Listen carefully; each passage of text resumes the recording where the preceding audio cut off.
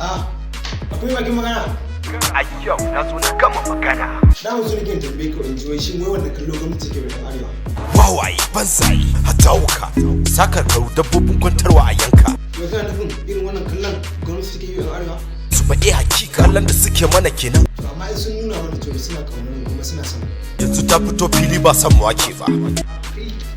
Irin wannan fusata haka yan biya dan tsare wannan baranta in cikin goshi kuma me zai ce.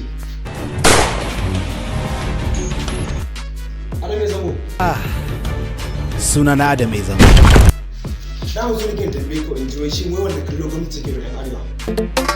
Baba arewa na kuka wayo ana zamar da jinin mu wayo ana kashe al'ummar mu. Gaskiya ne wallahi.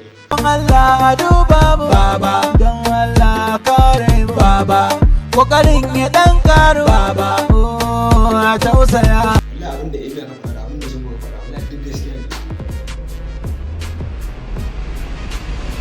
To amma me mafita?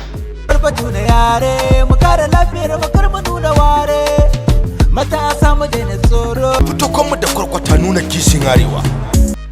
Allah ka ba mu zaman lafiya a arewa da Najeriya duka duniya baki daya. A duba mu baba don Allah kare mu baba kokarin ya dan karu baba. Yau da sassanin safiya domin ku buɗe mun kunduwan ku na turo sako zazzafa da let's with our